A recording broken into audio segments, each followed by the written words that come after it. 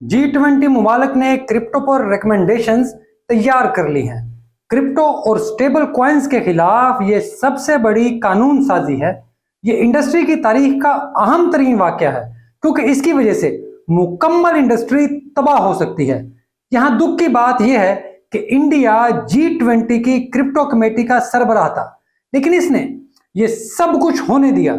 इस सारे मामले को समझना इंतहाई जरूरी है, क्योंकि ये क्रिप्टो की मारने की भरपूर तैयारी कर रहे हैं, जिससे अगले कुछ महीनों में मार्केट में मजीद सख्ती ला सकते हैं। तो मैं हूं अली रेहान, आप देख रहे हैं क्रिप्टो बाबा। तो लेट्स डाइव इन।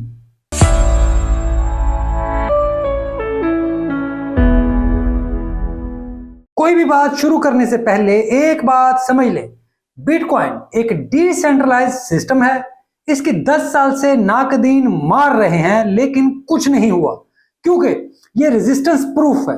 इस वजह से कोई भी कानून साजी डिसेंट्रलाइज्ड सिस्टम का कुछ नहीं उखाड़ सकती, लेकिन कुछ वक्त के लिए बस माहौल बनाया जाता है और कुछ नहीं। हाँ, जब आप बाकी क्रिप्टो की बात करते हैं तो 99% डिसेंट्रलाइज्ड नहीं है, तो इन्हें ऐसी कानून साजी से फर्क पड़ता है और फिर इनकी फटती है। तो ये सादा सी मिसाल है, लेकिन इस कानून साजी को समझना इस वजह से जरूरी होता है क्योंकि बड़े फाइनेंशियल इदारे इस कानून साजी की वजह से क्रिप्टो मार्केट में आएंगे तो प्राइस पर इफेक्ट होता है और वो फिर सब पर होता है।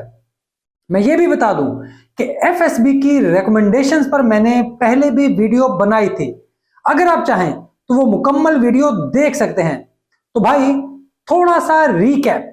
एफएसबी को G20 मुमालिक ने 2008 के फाइनेंशियल क्रैश के बाद बनाया था, ताकि दोबारा ऐसा मालियाती क्रैश रोका जा सके। लेकिन ये कोई कानूनी अथॉरिटी नहीं, लेकिन फिर भी पूरी दुनिया में इसकी बात मानी जाती है और ये इंतहाई ताकतवर इदारा है। जो कहता है वो होता है, इसे आप डॉन समझ लें। अब G20 के सरबराही नवंबर तक इंडिया के पास है और इंडिया का क्रिप्टो के हवाले से सख्त स्टैंड हम सब जानते हैं। इन्होंने सबसे पहले क्रिप्टो पर बड़े टैक्स लगाए और अब उनकी फाइनेंस सेक्रेटरी निर्मला क्रिप्टो के खिलाफ बयानात दे रही हैं। सेंट्रल बैंक्स की कॉन्फ्रेंस में उन्होंने अपने रिमार्क्स में कहा था कि क्रिप्टो की वजह से दुनिया की फाइनेंशियल स्टेबिलिटी को खतरा है, जबकि स्टेबल कॉइन्स की वजह से दुनिया के सेंट्रल बैंक्स की रेट पॉलिसी अपनी अहमियत खो रही है। इस वजह से FATF को किरदार अदा करना चाहिए। शायद अब आपको पता लगे कि FATF को क्रिप्टो में कौन लाया है। ये रिकमेंडेशंस सितंबर के इजलास में पेश होने जा रही हैं और अगर इनको कबूल कर लिया गया तो ये G20 मुमालिक में इंप्लीमेंट होंगी और फिर पूरी दुनिया को सॉरी माफ कीजिएगा, और फिर पूरी दुनिया को कबूल कराने के लिए जोर डाला जाएगा। तो सबसे पहले इस हिस्से को समझ लें, जो कहता है कि क्रिप्टो और रेगुलर ट्रेड पर एक जैसे कानून लागू होंगे, ताकि अगर दोनों में इंटरेक्शन हो तो कोई मसला ना हो। यानी जो कवानीन मौजूद हैं वही क्रिप्टो पर भी लागू कर दें। यानी जो अमेरिकी SEC कर रहा है, बिटकॉइन के अलावा तमाम क्रिप्टो को सिक्योरिटी करार दे रहा है। इसके अलावा टैक्स रिजीम भी एक जैसा हो, यानी क्रिप्टो पर भी कैपिटल गेन टैक्स लगा दो। लोगों को प्रॉफिट की सूरत में इतना टैक्स देना पड़े कि उन्हें फायदा ही ना हो। यहां लोग फिर खुद ही क्रिप्टो से भाग जाएं, दूर हो जाएं। आपको शायद याद हो कि मैंने इंडिया की क्रिप्टो रेगुलेशन पर वीडियो में बताया था कि भारतीय स्टॉक मार्केट्स के बड़े बड़े इन्वेस्टर्स चाहते हैं कि क्रिप्टो पर टैक्स लगे, ताकि लोग स्टॉक मार्केट्स में ही रहें। क्योंकि अगर ये काम ऐसे ही जारी रहा तो स्टॉक मार्केट्स में कोई सरमायाकारी ही नहीं करेगा। तो सिर्फ इंडिया ही नहीं, बल्कि G20 मुमालिक के तमाम बड़े सरमायाकार यही चाहते हैं कि क्रिप्टो पर पाबंदी लगे। ये सिर्फ एक साजिशी बात नहीं है, कोई कॉन्स्पिरेसी थ्योरी नहीं है, बल्कि ये एक ऐसी हकीकत है जिसको अब बहुत से लोग समझ रहे हैं। इस वजह से G20 मुमालिक 2024 के दिसंबर से पहले इन रिकमेंडेशंस को कानून बना देंगे। मैं एक बार फिर बता दूं, इसे आप गौर से सुने कि G20 मुमालिक दिसंबर 2024 से पहले इन रिकमेंडेशंस को कानून बना देंगे। यानी यही तमाम मुमालिक में कवानीन बनेंगे, क्योंकि G20 मुमालिक फिर बाकी मुमालिक पर भी इन्हीं को लागू करने के लिए जोर डालेंगे, उन पर भी दबाव डालेंगे। तो यहां यह बात समझ लें कि G20 मुमालिक तमाम क्रिप्टो के तमाम पहलुओं को रेगुलेट करना चाहते हैं। ये रिकमेंडेशंस सादा तौर पर कहती हैं कि तमाम मुमालिक यकीनी बनाएं कि क्रिप्टो एक हद से ज्यादा ना फैले, उसका कोई ज्यादा आउटस्प्रेड ना हो, नहीं तो फिर तमाम कंपनियां अपने आप को ब्लॉकचेन पर ले जाएंगी और डिसेंट्रलाइज होने पर रेजिस्टेंस प्रूफ होंगी और फिर इनको काबू करना नामुमकिन होगा। इस वजह से कोई भी प्रोजेक्ट जो फाइनेंशियल सेक्टर से इंटरेक्ट कर रहा है उसे हर सूरत में रेगुलेट किया जाना चाहिए। यह यकीनी बनाया जाए कि किसी भी सूरत कोई क्रिप्टो प्रोजेक्ट रेगुलेशन के बगैर ना हो। अब आपको मेरी पहली बात समझ आई होगी कि मैंने क्यों कहा था कि डिसेंट्रलाइजेशन अब बहुत अहम होने जा रही है, क्योंकि ये कानून आ गए तो अब सिर्फ हकीकी डिसेंट्रलाइज प्रोजेक्ट ही फिर बच सकेंगे मार्केट में।